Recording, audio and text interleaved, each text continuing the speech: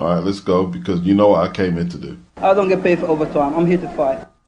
KHALIL Cole is an interesting fighter to me. He signed with DAZN. He drew in his second fight, majority draw. That's not necessarily a disaster. These 4-round fights can be tricky because it's only 4 rounds. 5 fights, 4 wins, 2 stoppages. He fought on Saturday on the Montana Love Bill. He outpointed Bradley Almeida, who was 5-0 going into the bout. No defeats, no draws. Bradley was tall, athletic, elusive, and although he fought well, he didn't want to engage. That's a bit unfair. He would attempt to engage, but once the heavy artillery from KHALIL either landed or threatened to land, he was out of there. And KHALIL swept all the rounds. Bradley was trying to frustrate KHALIL. KHALIL seems to have learnt, though, and it's what a lot of young pros need to learn. Sometimes the knockout's not there because your opponent won't exchange, or you're not capable of setting it up. But what do? When a boxer becomes frustrated, he is then vulnerable. We saw that with Montana Love. What I liked about KHALIL, he didn't start banging his chest. Come on, man, exchange. No, okay, you want to be elusive, show some footwork? I'm going to show my footwork as well. And he looked nice and light, bouncing, not frustrated. Yeah, keep your rhythm and keep your shape. No knockout today, maybe next time. Regardless, KHALIL's going home with a W. You're going back home saying you went the distance, but KHALIL's going back with a W. And he's the one with momentum. You're the one now whose perfect record has got the L on it now. Round 5, we saw the potential that KHALIL has with that counter jab, which floored Almeida. Almeida wasn't really hurt bad, but it was a perfect jab, perfectly thrown, perfectly timed. And he had Almeida in a little bit of trouble towards the end of the round. Almeida apparently done a 6-year bid. KHALIL finished very strong as well. Like, as Almeida tried to pull out of an exchange, a left hook came up and it connected. You know what I mean? Like, while Almeida was fleeing backwards, KHALIL was on it. Very sharp, very sharp. Very dominant 6th round from KHALIL. KHALIL dug the body and hurt Almeida again. I actually think Almeida isn't a bad fighter either. I don't think he trains hard enough. I think he needs to get fitter. But KHALIL, he was sharp, he was on it, he was disciplined, as you need to be, you know. Knockouts are great.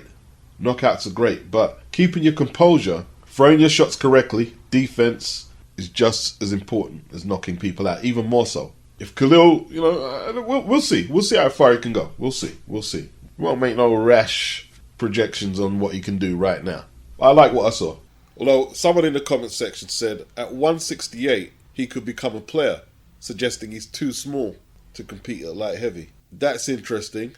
I'll look into that a little more. Just theorizing. JANIBEK said he was going to put Denzel Bentley in a wheelchair. A day before the fight, he said, I looked into the eyes of the opponent. He has no fire. He knows who is in front of him. He knows the Kazakh style well. I will knock him out, inshallah. Before the fight, many boxers don't want to say anything. I am different. I will say and I will do what I said. In September, why are you impatient to be disabled? You know that I will knock you out. Fighting me won't give you a title. Fighting me will give you a wheelchair. Referring to Denzel Bentley. Now, JANIBEK talks a lot. Whether he's trying to sell himself, motivate himself, he talks a lot. November the 8th, I once again warn the opponent's corner. Be ready to throw the towel on time because on November the 12th, I will beat him hard. But on November the 6th, he also said, I wish good luck to my countryman, Ados Yerbasanuli. In a few minutes, he will be fighting for David Morrell's regular WBA title at 168. Ados was placed in a medically induced coma as Morrell brutally knocked him out. Did this have an effect on JANIBEK? I'm assuming they have a relationship, JANIBEK and Yerbasanuli. There's not too much Kazakhstan's fighting pro in America. Probably knew each other from the amateur circuit. They're only one weight class apart. I wonder if this affected him. You wish your countryman well, and he got put in a coma. Even early in the fight where Denzel was overcautious, JANIBEK didn't really seem like he wanted to put himself in harm's way. Was he hurt in sparring? Was he injured? Or did watching his fellow countryman get his life near taken in the ring, has that had an adverse effect? Or is it just a case of when hype jobs face reality? Who knows? Let's see what he does in his next fight, who he fights in his next fight. Is Kazakhstan an Eastern Bloc country? According to World Population Review, the Soviet Socialist republics of the Eastern Bloc included Armenia, Azerbaijan, Belarus, Estonia, Georgia, Kazakhstan, Kyrgyzia, Latvia, Lithuania, Moldavia, Russia, Tajikistan, Turkmenia, Ukraine, and Uzbekistan. Kazakhstan, Kazakhstan, Kazakhstan. Indulge me in a little pettiness, because some JANIBEK fanboys appeared on the page. And you know when someone's frustrated because they're not all praising JANIBEK because he didn't put Denzel in a wheelchair? Thank you, Lord. And despite me not really steaming into JANIBEK like I see some people after the Denzel Bentley fight, I didn't really steam into him. I did ask questions though, because there have been sections of media and fans of Eastern European fighters who have overhyped him and a few others prematurely. So now, because I'm probably speaking about a fighter who they relate to, maybe they're Kazakhstans or from a region of the world nearby there, or maybe they're one of them fakes who live in a Western country but just love every boxer that comes out of Eastern Europe or Eastern Bloc country or Central Asia, is what we're going to talk about, right? Now, if JANIBEK had put Denzel in a compromising position like he threatened to, this comment wouldn't have come up. I'm telling you it now. So, in reference to me in the video, probably saying that, oh yeah, there's certain members of media and certain fan bases who overhype Eastern European fighters, here's what they're replying now. Isn't Kazakhstan in Central Asia? I understand it is a former state in the Soviet Union, and some European scholars use the Ural Mountain and Caucasus region as the arbitrary divide between Europe and Asia of Eurasia. But JANIBEK is from Central Asia, not Eastern Europe. Then here's the guy who followed up, and he made a few other comments in the comment section. Won't bother with that. Kazakhstan shares a border with China and Russia. There is no way to categorize it as Eastern European. It says here, Kazakhstan, officially the Republic of Kazakhstan, is a transcontinental country located mainly in Central Asia and partly in Eastern Europe. So because they're pissed off about what people are saying against JANIBEK, they think it necessary now to give me a geography lesson. Well, some of Kazakhstan is in Eastern Europe, and according to the internet, it was formerly an Eastern Bloc country. But I tell you what, yeah, I'll critique the fuck out of JANIBEK from now, and I'll say from Central Asia. See if that sweetens the fucking medicine for you.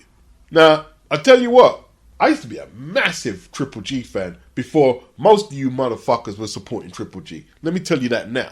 Massive Triple G fan. Me and my brethren Dave used to talk about Triple G all the time, long time back. And then I saw what was going on, and I became a big critic. Yes, I did. It is what it is. But let me tell you this now. JANIBEK is not going to be half of what Triple G was by the time his career is finished. That's my prediction. Now let's see if you can prove me wrong. Your Central Asian boxing hero. And that's exactly what Denzel Bentley said pre-fight. JANIBEK is good, but he's no Golovkin. And I agree. Following a points win over Anderson Silva, a former UFC legend, Jake Paul has moved to 6-0 as a pro with 4 knockouts to his name. As a result, he has moved up the Boxrec rankings.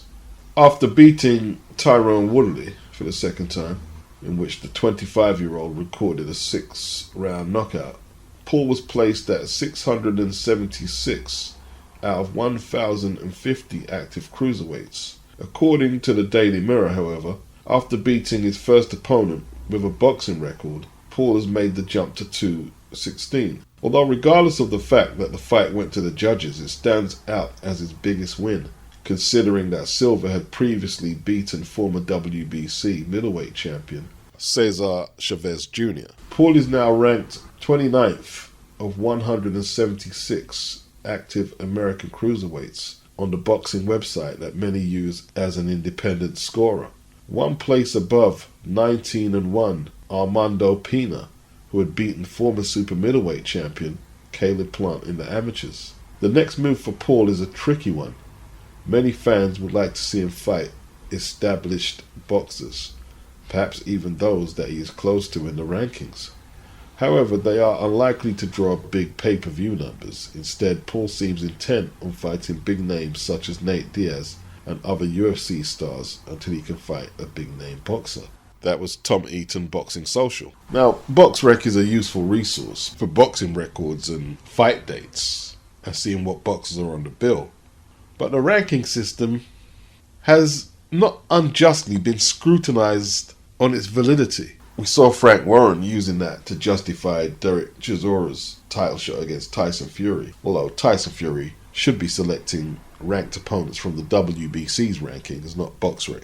And quite honestly, they are insulting the intelligence of boxing fans, saying that if he was to fight opponents, let's stay with Boxrec, who are ranked around 30, he's ranked 29. If he was to fight guys ranked around 30, 28, 27, 35 even, that it would do low pay-per-view numbers. I disagree. If he was to fight the guy, Pina, who beat Caleb as an amateur, who he's ranked ahead of, I think Showtime and Jake Paul would be surprised how much the media would get involved in that and how much real boxing fans would want to see if he could cut the mustard. I mean, what's the truth? Did Anderson Silva do pay-per-view against Julio Cesar Chavez when he boxed him? Probably not. Even if it was a pay-per-view event, it didn't do no big numbers. I'm not even going to quote the numbers if it did do pay-per-view. What are the facts, though?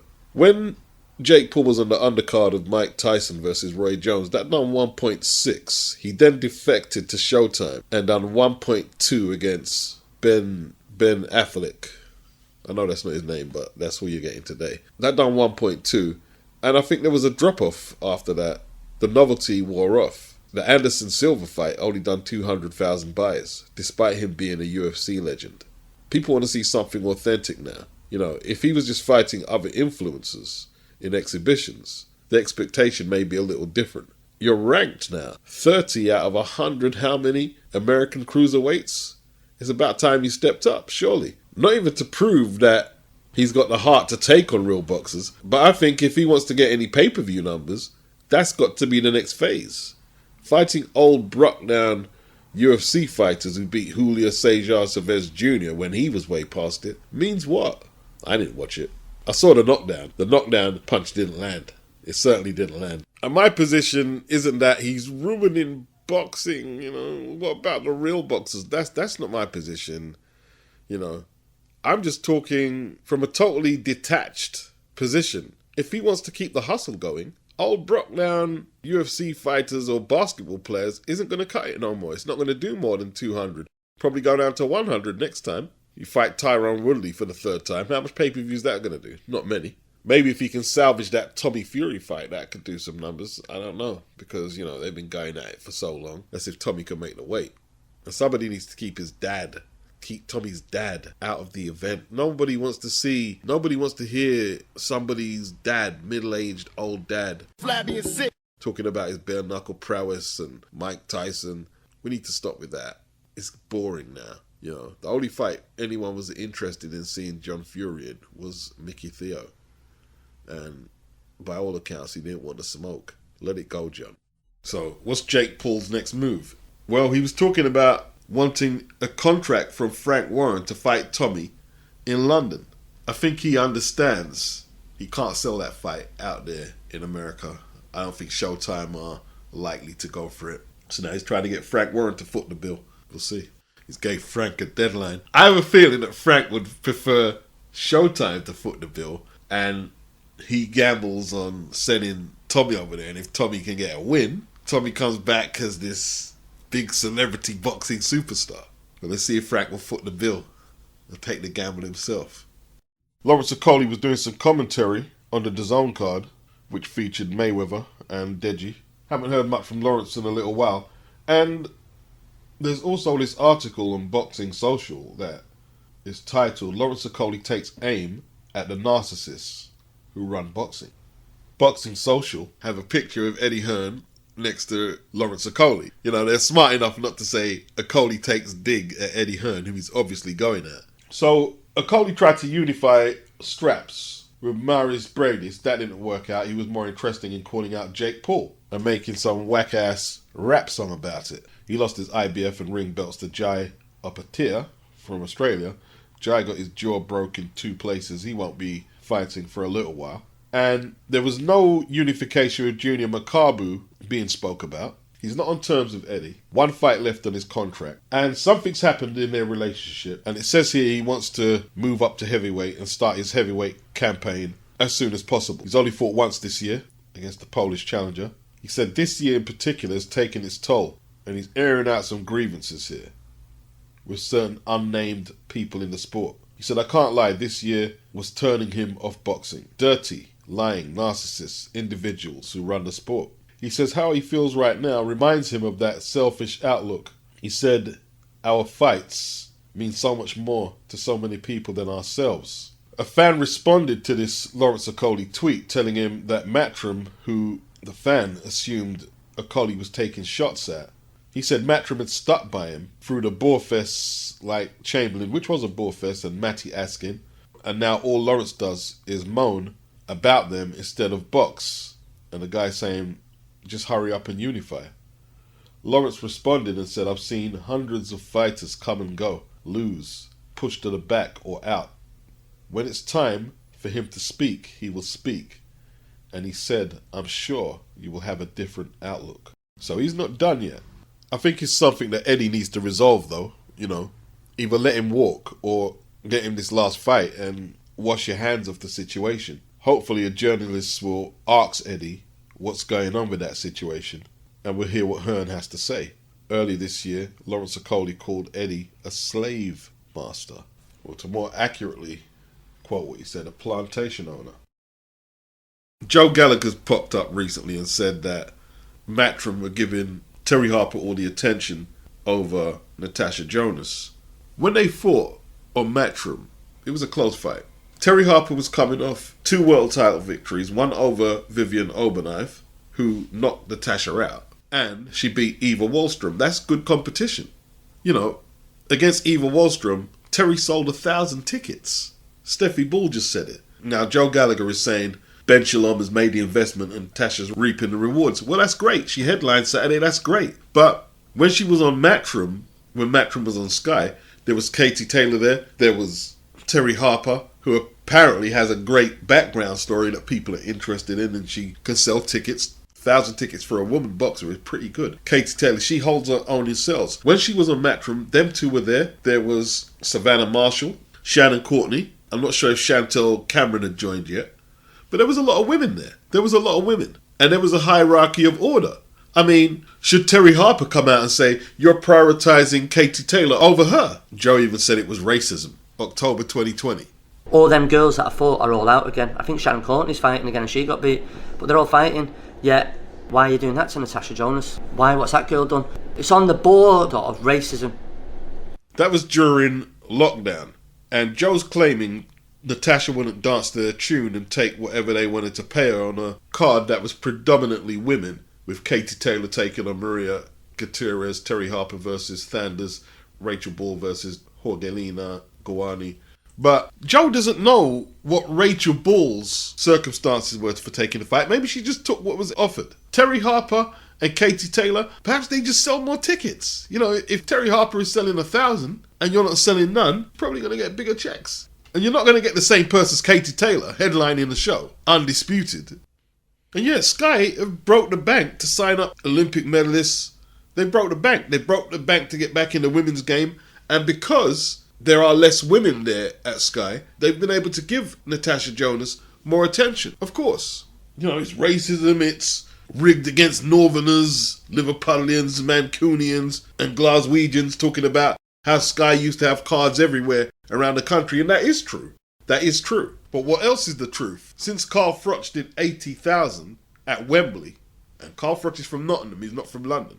Since Anthony Joshua was selling out the O2, Dillian White selling out the O2, Tyson Fury sold out Wembley. Yeah, London is where it's at. It's as simple as that. Like when Michael Brody, Michael Gomez, Jamie Moore, we had a lot of Manchester cards back then, early part of the millennium. Yeah, we had a lot. Amir Khan, he fought in Bolton, Manchester, Ricky Hatton, obviously. Yeah, but things have changed. Jonas is talking about fighting Katie Taylor, Jessica McCaskill, Matchroom fighters. Well, when that happens, where do you think you're going? Unless the Katie Taylor fight goes to Croke Park, you'll be fighting in London in the O2 Arena. You won't be fighting in the Echo Arena in Liverpool. No. You fight Jessica McCaskill, who's American. If she flies over here, that won't be in the Echo Arena. That'll be in the O2 or a London venue. Wembley Arena, perhaps. A London venue. I'm sure it's a great atmosphere to be in the MEN Arena, as it was called back then, with Ricky Hatton. Great atmosphere. Yeah, no doubt. Echo Arena had some great nights there at Liverpool. But the main venues in the UK, let's say since the 80s, York Hall, even though it's only 1,000 capacity, very popular venue. Royal Albert Hall, Wembley Arena, and now we have the stadium phenomenon. So that would be either Millennium Cardiff in Wales, Wembley Stadium, and now it looks like Tottenham Hotspur are getting in on the act. Tyson Fury's fighting Derek Chisora there. Anthony Joshua fought Usyk there in 2021. London's the capital city of the country. London is the capital city. Not Liverpool, not Manchester. And that's not downplaying them cities. They're great cities.